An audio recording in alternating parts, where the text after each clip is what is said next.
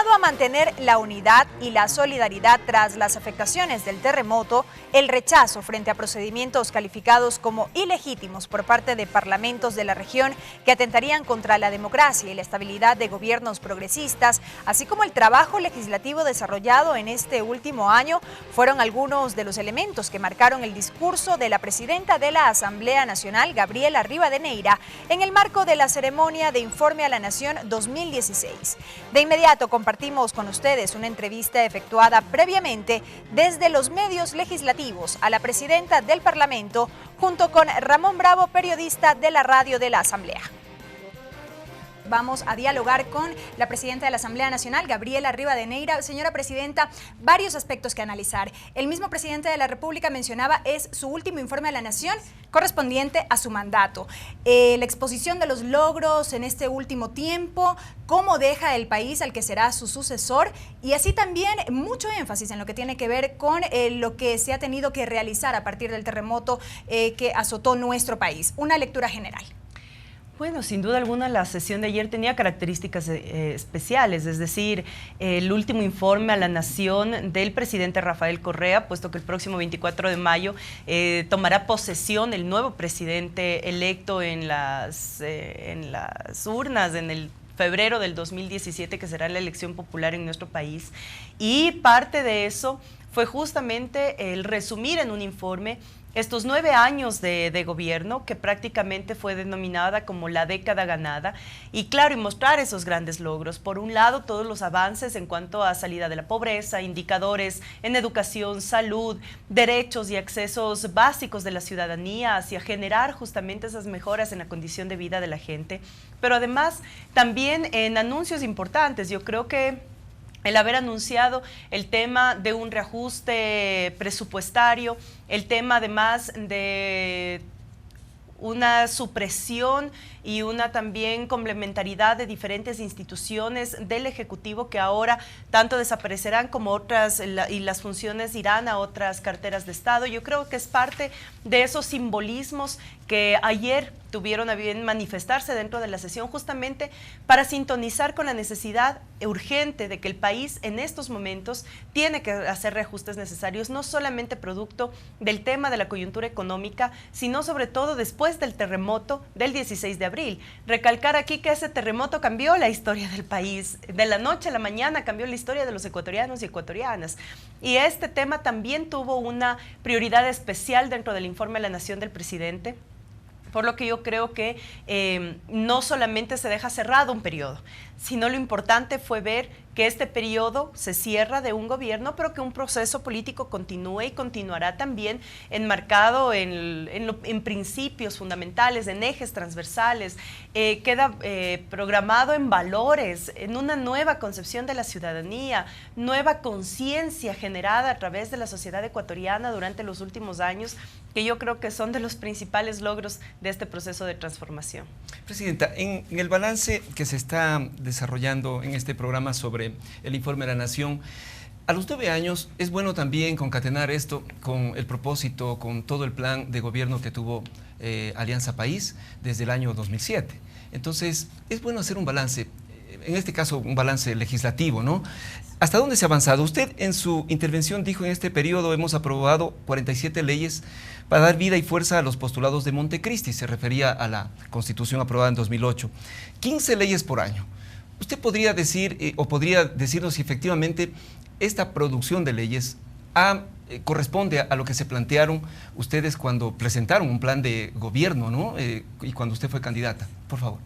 Gracias, Ramón, y me parece importante señalar este tema porque yo creo que la producción legislativa de este periodo, sin duda alguna, marca un hito en el poder legislativo, primera vez en la historia de nuestro país, quitando el tiempo de Montecristi, ha sido de mayor producción legislativa. Y yo decía ayer claramente, no se trata incluso de la cantidad.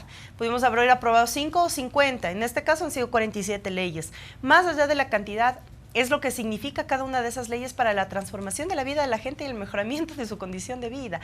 Y eso solamente ha sido posible gracias a una mayoría parlamentaria que comprende cuáles son los objetivos y el mandato constitucional. Un código mandatario jamás se hubiera podido aprobar si no se tenía esa mayoría consciente de que la banca privada tiene parámetros y que quien hace banca no puede hacer medios de comunicación. Esos temas de decisión política, en otro periodo hubiera sido muy complicado tomarlos. Una ley de tierras que termina con los latifundios improductivos.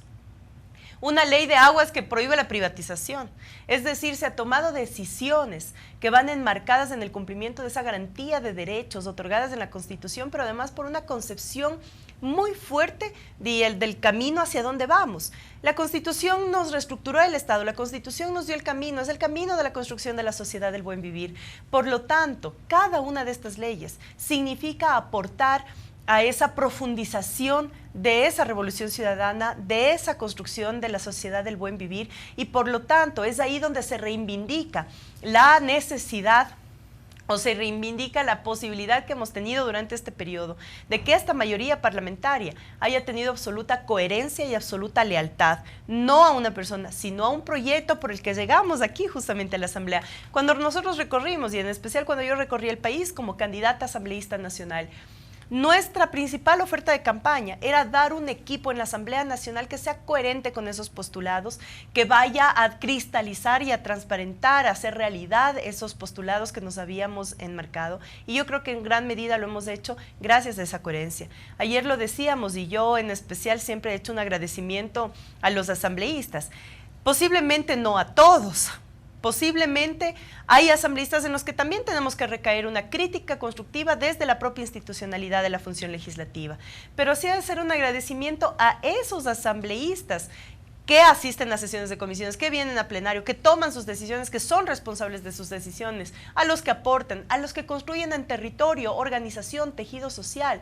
Yo creo que esa es la valía de tener además un parlamento con una diversidad tan especial como tiene este pleno de la Asamblea hoy por hoy, ya que todos los que estamos aquí, la mayoría venimos desde procesos de organización, procesos sociales, procesos donde hemos sentido en carne propia las falencias del Estado, las falencias estructurales. Y hoy que estamos aquí, yo creo que hemos podido, en cierta manera, gracias a esas concepciones, aportar un poco más y más rápido, más fuerte a este proceso de cambio de la patria ecuatoriana. Señora Presidenta, sobre el número de leyes aprobadas por este periodo legislativo que tanto ha sido criticado desde distintos sectores, allí, ¿no le parece a usted que de pronto esos sectores que critican y que se oponen están desconociendo en cierta medida lo que se ha tenido que ir trabajando en función de la coyuntura? Digo esto porque mucho de la tarea legislativa se ha concentrado en el trámite de proyectos de ley económicos urgentes debido a la coyuntura que enfrenta el país, y ahora mismo lo más reciente con lo ocurrido tras el terremoto del pasado 16 de abril. Tuvimos la aprobación de una ley económica urgente de solidaridad y corresponsabilidad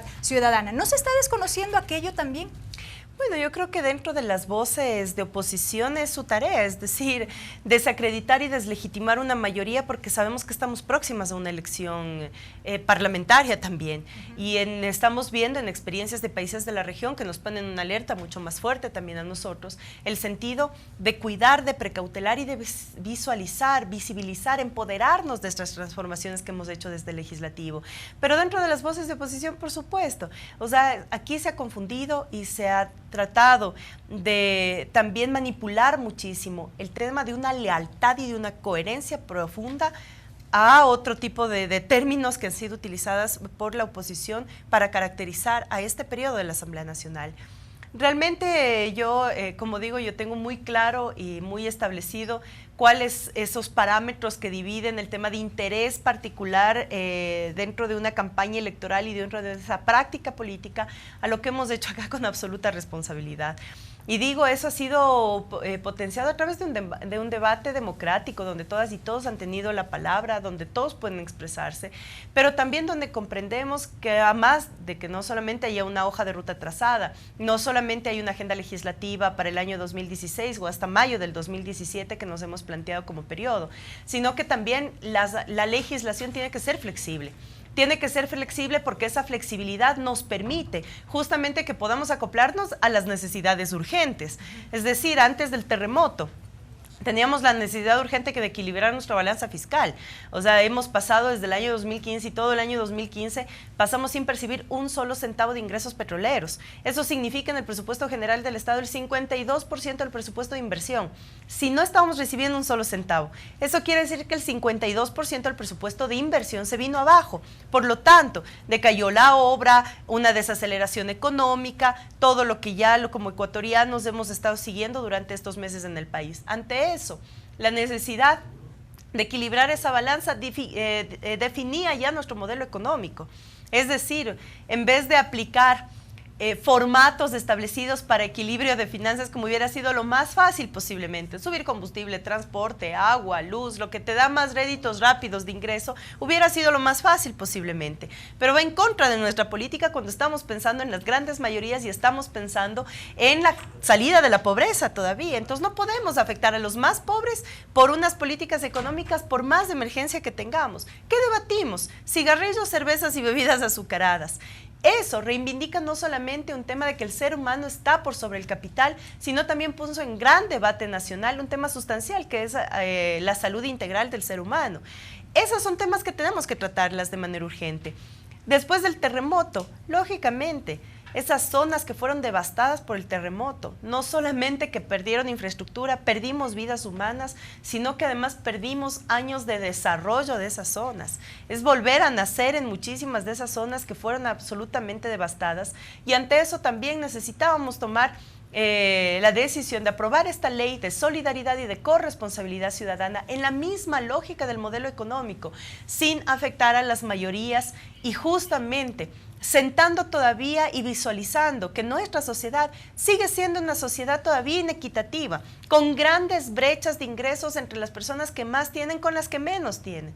Entonces esos temas también los reivindicamos dentro de un debate parlamentario, que además precautela esos modelos, precautela esa finalidad de los derechos y de la garantía de derechos sobre el ser humano. Presidenta, yo quiero que nos haga unas pequeñas precisiones con respecto a su discurso. Perdone que lo he copiado todito el trabajo.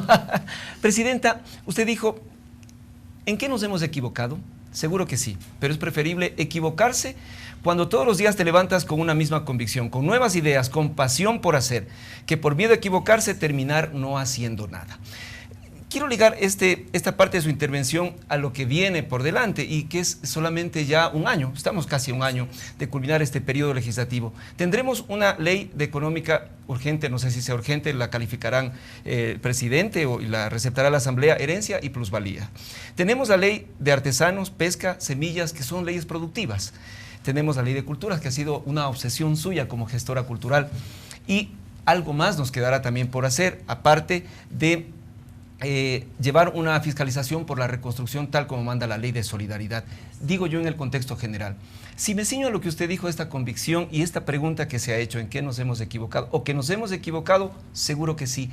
¿En qué no podríamos o no deberíamos equivocarnos ya en este último tramo, que es profundo, Presidenta? Ahí nos preguntábamos algunas veces si Gabriela Rivadeneira, como gestora cultural desde la adolescencia, no promueve y logra una aprobación de ley de cultura. También la pregunta, ¿quién lo va a hacer después? Sí, por favor. Yo creo que Ramón, Belkis, amigos y amigas, una de las cosas fundamentales es que este año en el que finalizamos este periodo legislativo, tenemos que realmente ser mucho más coherentes y responsables. Me refiero a esto porque el próximo periodo tendrá diferentes características y muchos temas quedarán colgados siendo fundamentales para la sociedad. Por eso es que dentro de esta agenda, hasta el 14 de mayo del 2017, nos hemos planteado temas que sabemos que en otro periodo va a ser muy difícil aprobarlas. Ahora los tenemos que hacer con urgencia, porque además el tiempo corre y tenemos muy poco tiempo ya para dejar cristalizada las mayorías de aspiraciones con las que llegamos nosotros. Ahora yo creo que ha servido muchísimo hacer una inflexión, tomarnos el tiempo necesario para revisar qué hemos hecho, ratificar lo correcto y también poder corregir todavía en el camino que nos queda posiblemente los errores o las debilidades que hayamos cometido. Por ejemplo, para mí yo tengo ahí una autocrítica, digamos, frente al tema de la revolución agraria. La Asamblea ha cumplido y ha dado las leyes necesarias para transformar o dar un marco normativo a un mejor tratamiento del agro en el país. Pero si esas leyes no se aplican adecuadamente, pasa lo que está pasando ahora, que todavía no podemos sacar el sector agrario de ese gran cerco de la intermediación, de la falta de comercialización, de todavía la importación de productos de primera necesidad que seguimos teniendo cuando en el Ecuador ya los estamos produciendo. Entonces, falta muchísimo aplicar las normas que desde esta asamblea se están trabajando, falta mucho aplicarlas todavía en la sociedad para generarlas.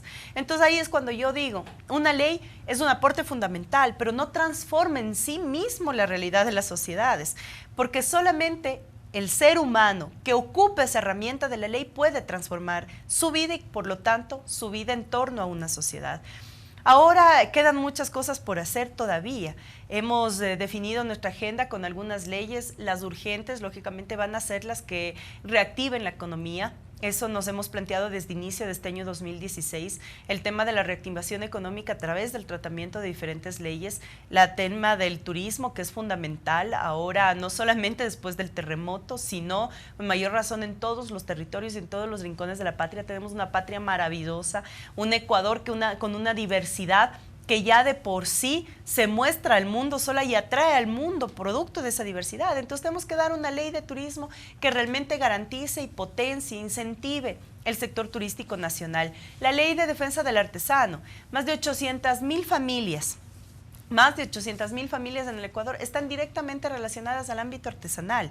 Esa es una respuesta directa. El tema de la pesca, nuestro futuro está en el mar. Muchas veces se lo he dicho eso. Todavía no ha sido explorado adecuadamente para saber y poner parámetros justos en las que los productos del mar puedan ser aprovechados, no solamente para consumo nacional, sino también para la comercialización en el exterior. Muchos de los países en los que hemos abierto el mercado en los últimos años se han interesado muchísimo en los productos de mar. Ahí hay un mercado abierto y hay que saber cómo hacerlo responsablemente y sostenidamente. Entonces, esas leyes son, por ejemplo, ahora urgentes frente a la coyuntura económica del país, pero también no podemos olvidar una ley de culturas que ha sido, como bien lo dice Ramón, una obsesión justamente por el origen de donde vengo y de donde venimos muchos de los parlamentarios, en el sentido de dejar una herramienta que pueda reconocer en primer lugar el trabajo cultural, o sea, a los gestores, a los artistas, como trabajadores, y el trabajo tiene un montón de condicionantes y un montón de derechos alrededor. Hoy por hoy no son considerados así, entonces tenemos que garantizar en esa norma el trabajo de los gestores y de los actores culturales, la seguridad social para el sector cultural, es decir, tenemos muchos retos dentro de esto que los tenemos que seguir practicando. Y también tenemos otras herramientas técnicas como el Código de Comercio, el Código Administrativo, el Código de Salud, que es un ámbito fundamental, el Código de Ambiente y el Código Ingenios, que ya están terminando y que ya terminaron prácticamente su consulta prelegislativa y tendrán que pasar al Pleno. Es decir, estamos con una agenda apretada, sabemos que no podemos perder tiempo y en base a ese tiempo y al respeto de los ecuatorianos y ecuatorianas, que vamos a tomar las medidas que sean necesarias mientras estemos en este periodo para seguir saldando esas deudas sociales que tenía el Estado ecuatoriano y que en apenas una década hemos podido ir ajustando esas deudas poco a poco y que tenemos que terminar de saldarlas. Señora Presidenta, adicional a lo que le planteaba Ramón, yo me quedo con otro tramo de su intervención el día de ayer, en el que usted expresaba su rechazo abierto a estos procedimientos irregulares e ilegítimos, como usted los calificó, que desde algunos parlamentos están poniendo en cierta medida en vilo la democracia en varios países. ¿Qué reflexión hacemos respecto de aquello, más aún cuando en nuestro país estamos en un año preelectoral? El próximo año, como ya lo hemos dicho, elegiremos un nuevo parlamento, habrá una nueva administración legislativa. ¿Qué reflexión se hace? Y de pronto si ahí también cabe una autocrítica como gobierno de cara a lo que serán ya las próximas elecciones. Sí, en efecto, yo creo que lo que está pasando en la región, vemos cómo el tema de la decisión en las urnas muchas veces transforma las realidades también y ponen en vilo conquistas ganadas por la mayoría de los pueblos. O sea, no podemos evitar mencionar que, por ejemplo, en Argentina, en estos primeros meses del año 2016, con un nuevo presidente, más de 1 millón de argentinos han retornado a la pobreza por medidas económicas inexactas y que afectan a todos. Es decir, a eso también tenemos que atraerlo a nuestro país, para que sea aquí en nuestro país que podamos evidenciar qué está en juego realmente. En juego no está un curul de un asambleísta, en juego no está quien llegue a Carondelet, en juego está todo un proceso, todo una serie y un conjunto de políticas ganadas, de que son triunfos sociales. El que podamos garantizar la gratuidad de la educación, la gratuidad de la salud, no son triunfos más que para la mayoría de la población ecuatoriana que no tenía acceso a un hospital o a una educación por no tener recursos económicos. En Venezuela estamos viendo como, por ejemplo, una mayoría parlamentaria de derecha ha puesto todos los días en juego la gobernabilidad de todo un país. En Brasil vemos cómo después de una actuación parlamentaria que yo creo que tiene que ser revisada también dentro de los organismos internacionales y especialmente regionales, cómo desde un parlamento se puede además perpetuar casi un golpe de Estado contra una presidenta democráticamente electa. Los parlamentos son expresión propia de la sociedad, de esa democracia, es decir, los parlamentos son instancia más política de nuestros países porque ahí se condensa la representación política de todas las ideologías, de todos los frentes, de todas las organizaciones, y es ahí donde tiene que concentrarse por esa misma característica, la defensa irrestricta de la democracia y de los mecanismos de la democracia que tiene cada uno de nuestros pueblos. Y eso es a lo que nos enfrentamos ahora en Ecuador, próximos a una contienda electoral. Por eso es que nosotros decimos, el trabajo desde el legislativo, que además no ha sido un trabajo en la casa del legislativo, en esta sede, sino que ha sido un trabajo que ha podido estar en todos los rincones de la patria ecuatoriana por voluntad política y por conciencia política de que es la ciudadanía, la copartícipe, la constructora, la que va acompañando estos procesos de construcción colectiva de una legislación más acorde a las necesidades y a las realidades de nuestro pueblo. Entonces yo creo que en ese marco, por supuesto, tenemos que seguir revisando nuestros procedimientos, nuestras metodologías para seguir socializando, difundiendo, llegando a la gente, para que al final del día la gente esté convencida no de una mayoría de un partido, sino de la necesidad de que desde el Parlamento también podamos tener autoridades o representantes que ayuden a seguir garantizando los derechos conquistados, pero además seguir ampliando derechos, que es nuestro mandato constitucional. Presidenta Gabriela, también dentro de su discurso y ateniéndonos también a esta relación de ideas con respecto al pacto ético-político, usted tuvo una parafraseo un poquito con respecto a la palabra lo que avanza es el oportunismo, lo recordamos bien, pero todo esto forma parte también de un compromiso político, de tener ética frente a lo que usted acaba de decir ahora. Lo que ocurre es que también en la política entramos con un discurso y luego encontramos lo que usted ha estado refiriendo, ¿no? Fenómenos globales, fuertes y difíciles que han causado, inclusive usted lo decía, intriga en América Latina. Decía el presidente que dentro de este pacto ético-político rechazara a los candidatos que tienen fondos en paraísos fiscales. Y usted hizo referencia a estos oportunismos políticos. ¿Qué quiso decir un poco? A ver si nos aclara, porque tuvo mucho de simbolismo también los discursos, el momento y el cómo decirlos. Yo creo que en nuestro país una de las cosas que esta nueva generación política ha reivindicado es democracia, es libertad, es procesos en paz, pero también es una cosa fundamental, que es la lealtad y la coherencia. Cuando nosotros decidimos participar, decidimos estar ahí, decidimos realmente enfrentarnos y jugarnos las cosas por lo que creemos, por lo que soñamos, por lo que además es parte de nuestro mandato, parte de la respuesta que tendremos que darles a nuestros mandantes. Lo que estamos diciendo es que eso no termina en un día, en un mes, en un año. Ya son principios de vida, son valores políticos de vida. Y cuando nosotros los asumimos de esa manera, sabemos que todo lo que hacemos todos los días está enmarcado en esos principios, que para nosotros es la ética política. ¿Qué significa la ética? La ética, que viene del ethos, es el pensar, el decir y el hacer.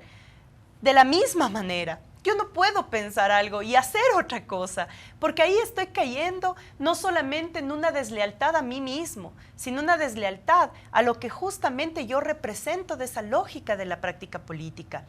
Entonces, cuando nosotros empezamos un proyecto, cuando ese proyecto continúa defendiendo esos principios, que tal vez no sean todos, tal vez no lleguemos a lo ideal, por supuesto, son procesos de construcción social, somos seres humanos los que hacemos los procesos. Los seres humanos acertamos, pero también nos equivocamos. Pero en ese marco jamás puede depender de una equivocación para yo romper una lealtad, una coherencia, que significa mi propia práctica de vida. Yo creo que en eso se centró muchísimo de lo que tanto yo pude expresar en mi intervención, como lo que después también intervino el presidente. Una lucha permanente contra la corrupción, que de por sí no es que sea que se erradicó la corrupción. Lastimosamente la corrupción es la lacra de una sociedad todavía inmadura, una sociedad todavía no corresponsal. Y lo mencionamos así porque ayer el presidente hacía una precisión. En la corrupción no es solo público, pues. No está solamente en las instituciones públicas. Significa que si la corrupción o en el sector público hay corrupción, es porque en el sector privado también hay corrupción. Porque yo como privado, como ciudadano, también hago hincapié o hincho esa corrupción cuando también yo estoy dispuesto a caer en los actos de corrupción. Entonces son cosmovisiones, son procesos sociales, son construcciones sociales. Nosotros lo que hemos dicho es una lucha de frente a esa corrupción. Y corrupción no solamente es enriquecerse ilícitamente a costa de tu cargo público, corrupción también es mentir. Corrupción también es mentir, corrupción también es la demagogia, corrupción también es desviarse del camino cuando uno sabe que para lo que fue electo fue para continuar ese camino hasta el fin. Entonces yo creo que son valores, son principios fundamentales que hay que mantenerlos vigentes en el debate social, que no empieza ni termina en un discurso o en una frase. Esto es parte de la construcción diaria, desde los niños en las escuelas hasta las personas adultas mayores, hasta los ancianos. Debemos seguir reivindicando estos principios básicos de la ética, porque si alguien es ético en su vida personal, lo será ético en su vida pública, en su vida profesional, será ético en todas partes. Correcto. Hay que profundizar sobre la ética muchísimo todavía en nuestra sociedad. Gracias de mi parte, presidente. Correcto, señora Presidenta, y nos quedamos con este mensaje. Gracias por habernos acompañado en esta entrevista a los medios legislativos. La señora Presidenta de la Asamblea Nacional del Ecuador, Gabriela Rivadeneira, y también nuestro compañero Ramón Bravo de la radio de la Asamblea Nacional. Un gusto haber compartido con ustedes. Gracias, señora Belkis.